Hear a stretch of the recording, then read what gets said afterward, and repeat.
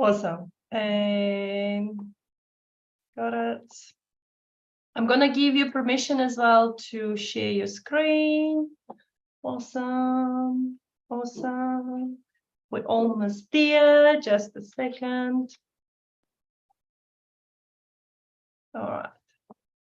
I had few people register, but I wonder if they got the links or not. So what I'll do is, well, when you start talking, I'll be sharing links around the groups so we can. Okay, I think it's gone on YouTube, so we should be fine. All right. Okay, awesome. Hello, everyone. Zibuniso here from Micro Mortgages Wellington region. Today, I am joined for a special edition, election edition, Shane Story from Story and Associates. Shane, thank you so much for putting something special together for us. Take it away. Say hello and tell us what you're going to tell us. Hello, everybody. Zebanese has asked me to give a comparison between the different political parties, what their policies are. This is not an endorsement or a criticism, it's just what the policies, what these parties have put through as policies, and to explain the difference between each one. That's right. Thank you so much. All right, can you see my PowerPoint there? Not yet. Try sharing. Go at the bottom, share screen. Green button. Where's the green button? Ah, there, okay. No, it's not it. Hang on a minute.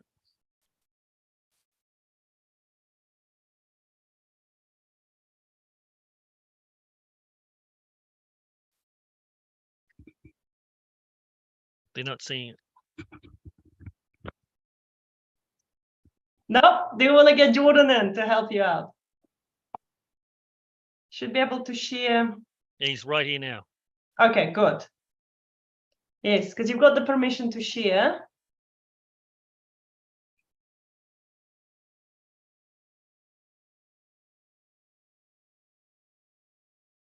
Oh. Good. Yep, we can see it now. Awesome. All right. Yep. Okay, perfect. let's get it rolling. We've got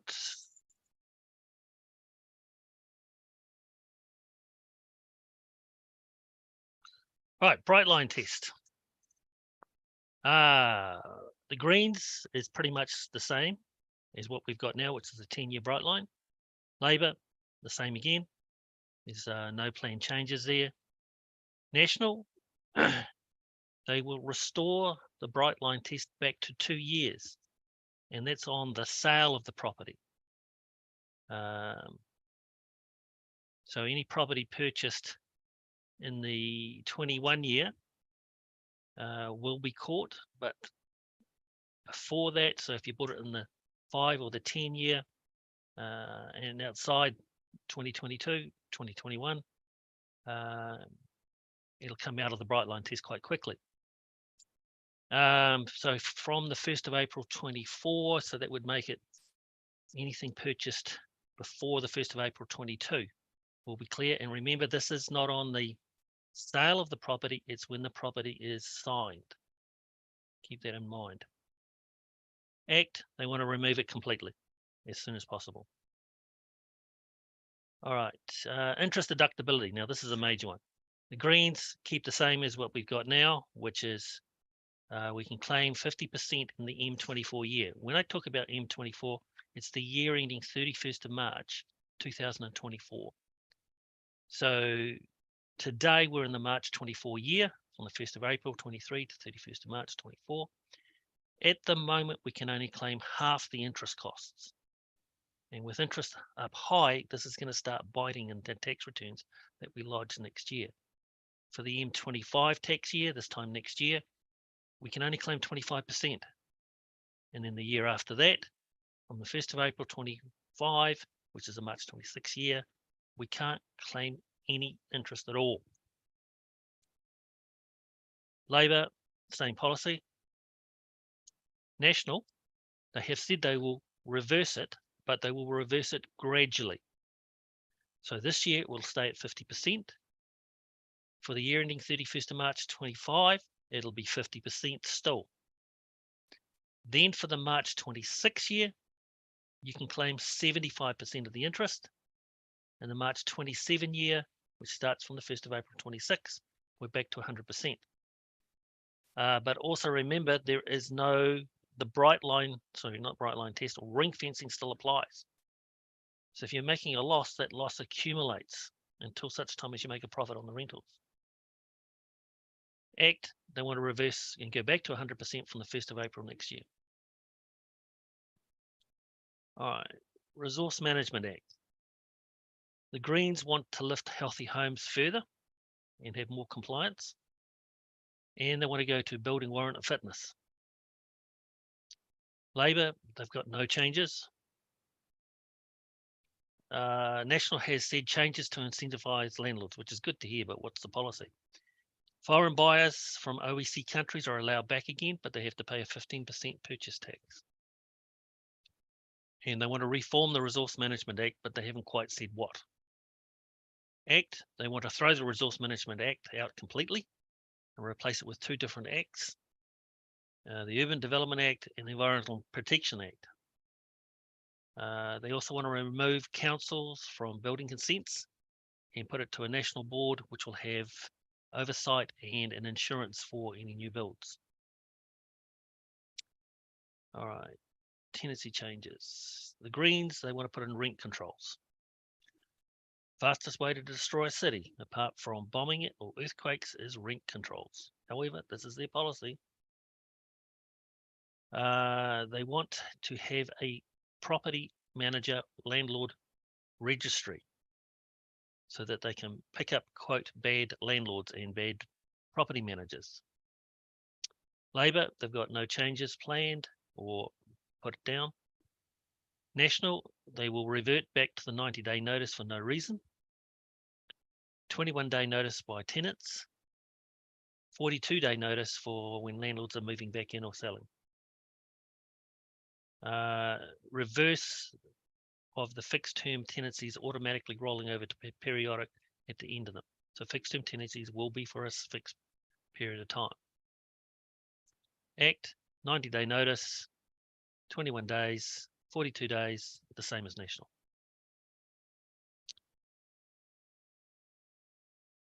Development charges. With the focus on going with public transport, the public transport hubs, the Greens say that there will be an uplift in land values, so they're going to levy that uplift in value as well. Labor has declared no changes, National no changes. Act is going to optimize the planning rules. Reform building material certification. So from any OECD country rules, which means more product will be able to come in and doesn't get bogged down in red tape. And they're going to reform investing infrastructure rules. Depreciation changes. Greens nothing, Labor is going to remove depreciation on residential buildings. I suspect the Greens are going to do the same, but I haven't been able to find their policy on that. National is going to remove depreciation on non-residential buildings, commercial buildings. Act, they will know there'll be no changes, so you can continue claiming depreciation. Personal tax changes. Greens have new rates and new thresholds. As we work our way through those different rates, the big changes after 70,000 effectively is we move to 35%, 39%, and 45%. Trusts will move to 39% from the 1st of April next year. Labor, they have no change. This is what the current rates are all the way through. But they will be lifting trust tax rates from the 1st of April next year. National, now these are the thresholds that they're talking about.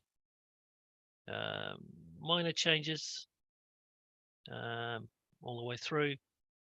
39% doesn't change. The 33 does change marginally. Act, 17%. This is closer to the flat tax policy. and anything over 70,000 they want to take to 28%. All right. The greens, the new rates will be indexed to inflation and adjusted every 3 years. Company tax rate will be lifted to 33%. No change for labour. National new thresholds to be adjusted for inflation at least every 3 years. So similar to the greens. Now the independent tax earner, they'll change the thresholds of that to a higher category. This is the $520 rebate. I can go into it, but it's quite complex and it's just, they're going to change it. Childcare and working for families amounts and abatements will increase. Act tax credit for low and middle income earners to ensure no household pays more tax. So these amounts on the way through. Emissions trading scheme refund through carbon tax refunds. Some of these policies are quite complex. If you want to know more about them, dig in and have a look. All right, GST changes, nothing for the greens. Labor is saying that they're going to unprocessed fruits and vegetables. National are going to reverse the GST on services on digital platforms, which includes such things as short stay accommodation. So they'll take the GST that's been charged on that, they're going to reverse it. Act hasn't anything stated on that. Wealth taxes. Okay, this is a Greens platform. For couples who have joint assets, anything over $4 million net, that's the value minus the mortgages on them, there's a 2.5% wealth tax. For individuals, it's anything over $2 million. For assets in a trust, everything is going to be taxed at 1.5% on net assets, I think it is. However, beneficial trusts with social purpose, Maori land, post-settlement trusts, charitable trusts, disabled beneficiaries will be exempt.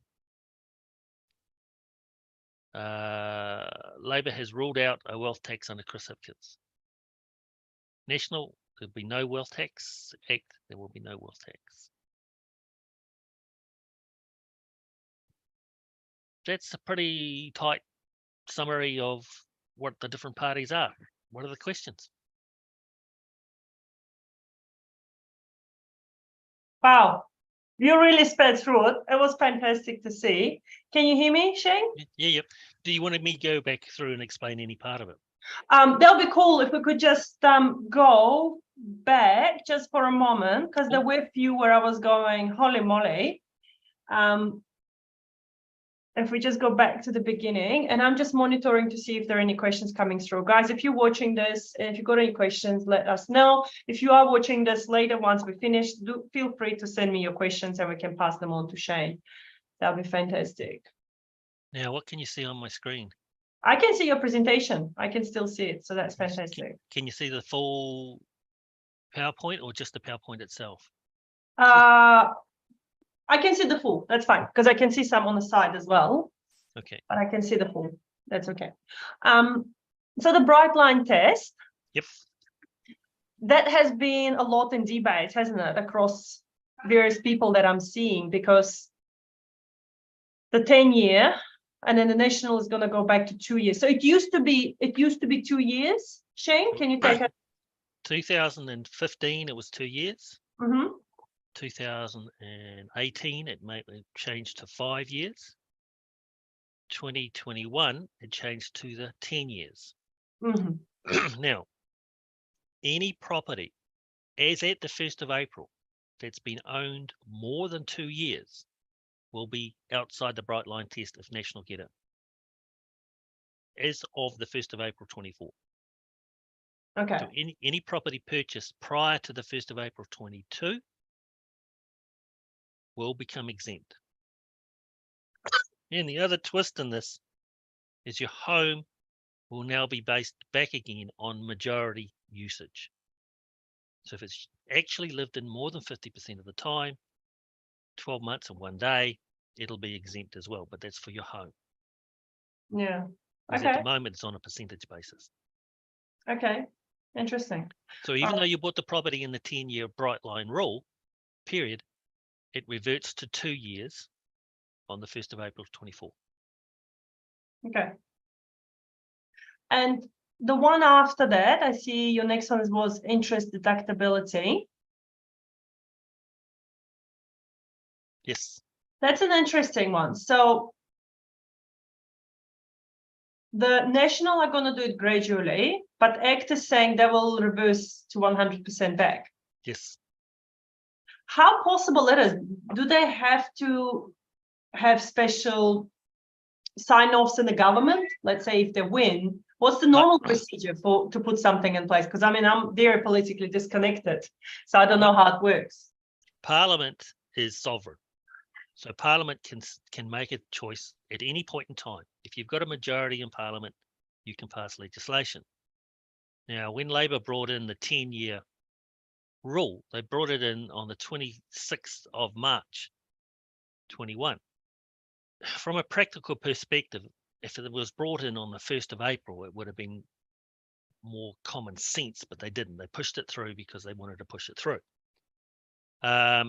National wants to reverse it, but they need the money for the election promises. So they'll do it slowly. ACT's policy is very much a low tax environment. And they believe that by lowering taxes, you actually get more taxes because people work harder. So ACT will want to push it through as soon as possible. Now, what comes out of the negotiations, coalition, you don't know what's going to be traded. This is what they hope for. Let's see what they get. You throw New Zealand first in there, and Winston, you can put down whatever policy he puts in there, but it doesn't necessarily mean he will follow it. Okay. He said he will only follow common sense policies. But what are common sense policies? And that's a good point. The Greens will have a policy similar to Labor, so there's not any changes there. Okay. Interesting. So when all these politicians put stuff out there saying this is what we're going to do, it's not necessarily they will do that, right? No, when they win. There's two rules in politics. The first one is people vote for what they wish would happen, not what they know will happen. Therefore, the politician that convincingly says, oh, here's our aspirations, even though they know it can't be done, will be voted in. After 6 years that they can't deliver, they get kicked out. That seems to be New Zealand's tradition. The second rule is, how do you know if a politician is lying? Their lips are moving. That's right. So you've got a general direction as to where the policies will go. What we end up with, well, let's wait and see. Okay, cool. What was your next one? It was resource management. Resource Management Act. I thought that was interesting how ACT thinks that we should just scrap it from. I mean, I'm not against ACT. I'm not all for ACT. I mean, I'm very surprised how quickly they came to the top, to be honest. Well, Jeffrey Palmer, who wrote the original Resource Management Act, has said that it has morphed into something that they never intended it to do. There have been attempts to update it, but they've ended up with more legislation. ACT's approach is a different approach. National, by its very nature, is conservative and will change if they have to, and ACT may prompt them to change. Whereas on the other side, the Greens, they want more regulation. As in, they don't think Healthy Homes has achieved what they wanted to achieve, so they want more regulation in there. And they want to move to building warrant of fitness that every building is checked, which will create another level of bureaucracy. Yeah, very, very interesting stuff here. Tenancy changes. Can we have a look at that, please? Greens want to go to more control. They want rent controls, and they want to register for landlords and property managers, because they believe that tenants are vulnerable. Do we have a tendency register, just out of curiosity? Yes, there is, and there's also credit rating agencies. Oh, okay. So if you owe money on you have a tenancy tribunal ruling that you've got a debt to pay and haven't paid it by the time within 2 weeks of the ruling, then you get a bad credit rating, and it's a warning to other landlords that not only do these tenants not pay the rents, that they have to be taken to court to actually get the rent to be paid. Now, you're still there?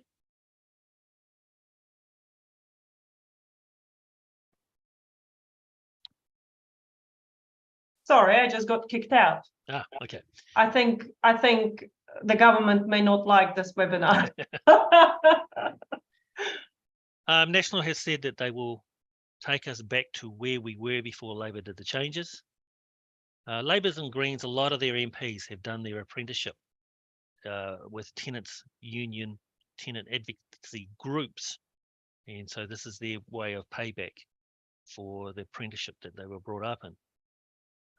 National is coming in, taking us back to where we were 3 years ago, where you can give a 90-day notice for no reason and then tenants can be moved on. So if you've got difficult tenants that are causing problems with the neighbours, you don't have to keep going to the courts to get them removed. You can just give them 90-day notice and move them. And apparently it was very, very small a percentage was actually done with 90-day notice. Yeah. Tenants can go from 28 days now back to 21 days notice. And then 42 days if you're selling it or moving back in. And the reversal of fixed terms tenancies that automatically roll over to periodic, that's going to be removed. So at the end of the tenancy, you don't actually need to give notice because you already have a periodic, you already have a fixed term from a set date to a set date. And if you want to take it further, then you need to negotiate with your landlord. ACT is doing the same policy. Okay. Interesting. And your next one was development changes. I've kept these fairly brief because you'll need to dig into each party's intricate policies. This is what they hope to do. What they achieve, well, let's see. However, the Greens do have an interesting one that with the transport hubs, they believe that land values around those transport hubs will rise and they're going to put a levy on those uplift in value. With ACT is taking a different approach and trying to find ways to reduce the costs for developments. National and Labor have both said they don't have any plans to change. Okay. Depreciation was your next one. Yeah, this one was an interesting one, is that on commercial buildings, it was brought in, I think it was brought in during COVID, that you could claim depreciation on commercial buildings. We can't claim it on domestic buildings, but on commercial buildings. National is going to remove that along with Labor. I have heard that the Greens are going to follow. I have heard that the ACT is actually going to leave it on. But I haven't been able to confirm those. Okay. Now the personal tax changes, that was the one that piqued my interest. You didn't have anything for ACT under trust. What are they doing with trusts? From what I can understand, they're going to do nothing. They're going to leave it as it is. So at the moment, it's what, 28%? 33. Oh, 33. Okay. Yeah, that is for any income that is not distributed. So if you distribute, you have $10,000 to distribute, and you distribute that to the kids, for instance, because the kids have got a 10% tax rate. Yeah. Then the trust has no income to tax, so there's nothing taxed in there, and the kids pay the 10%. Whereas if you don't distribute any of it or only some of it, what's left in the trust is taxed at 33. And from the 1st of April next year, it becomes 39. Yeah. Which aligns it with the top tax rates of national. My question is, I mean, why is it always 17.5, 30, 33, 39? Why there is nothing in between 17 and 30? there sort of is.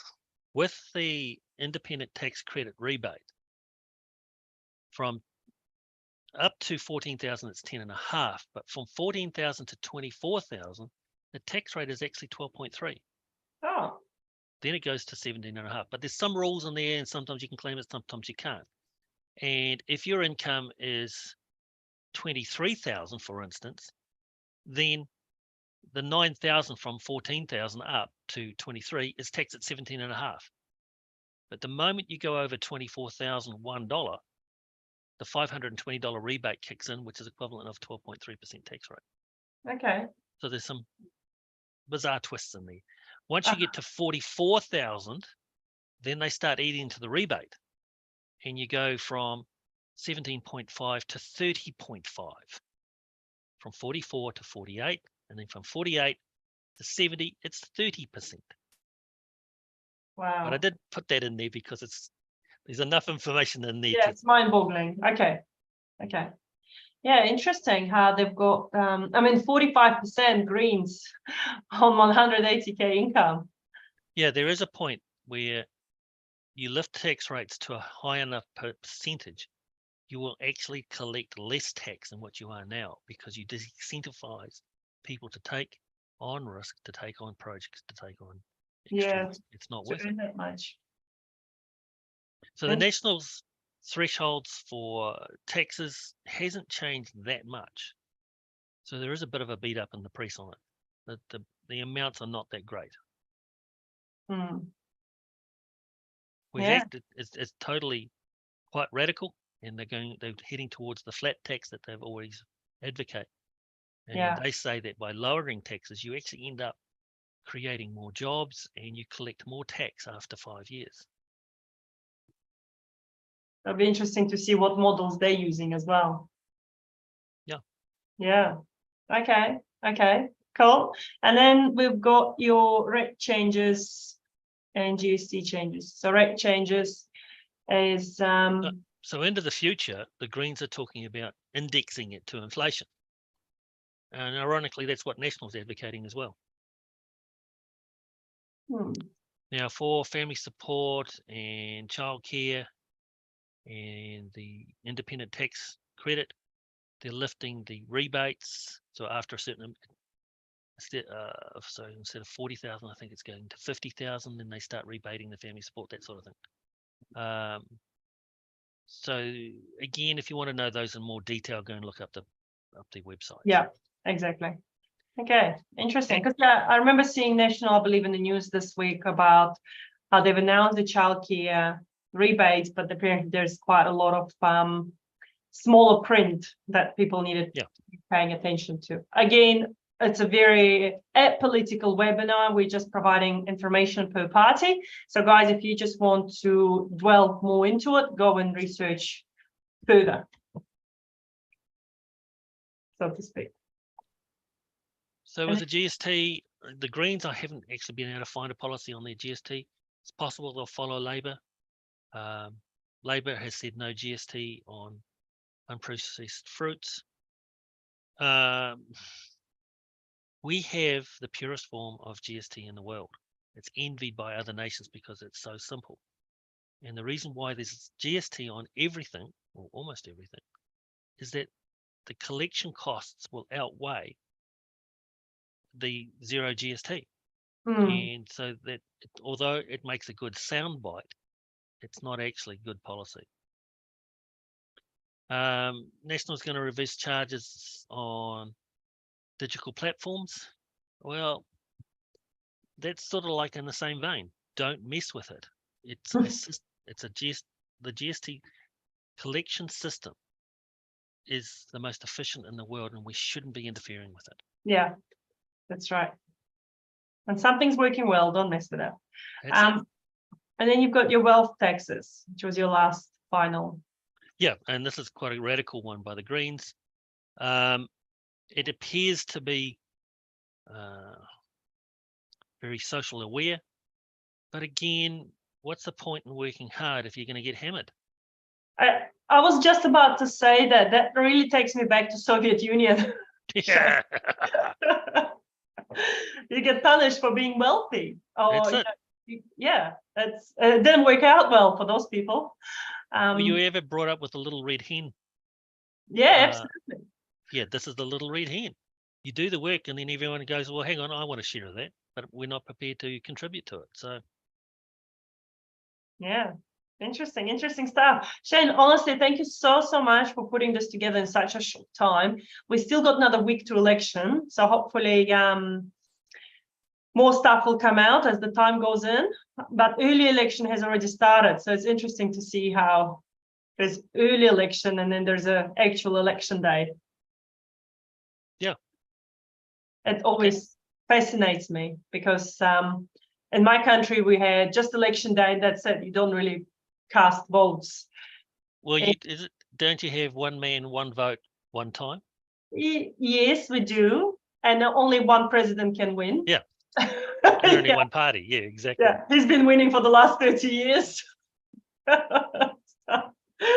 Yeah, so very interesting when I compare, back home to New Zealand, and how sometimes we don't see how fortunate we are in a way to live in the country that we live in, despite a lot of things that are happening here. When we do compare ourselves to other countries, then we can see. But yeah, awesome stuff, Shane. Thank you. I don't see any questions coming through, I think because we've jumped on this webinar at such a short notice, but I'm sure there will be some questions coming through later in the week, and I will come back to you should we have more. But we'll leave this one. I'll send you the link to YouTube. You can share with your clients as well. Saves you telling them all over and over again about the differences. That'll be fantastic. Shane, do you have anything, any last words to tell us? End of the day, this is democracy. We need to. You can make a choice. You can choose not to vote, but then again, if you don't vote, you can't complain about the policies. That's right. I like that one. Yeah. So if you didn't vote, do not complain. That's it. Sounds good. Shane, thank you so much for your time. Really appreciate it. And I will see you in a few weeks' time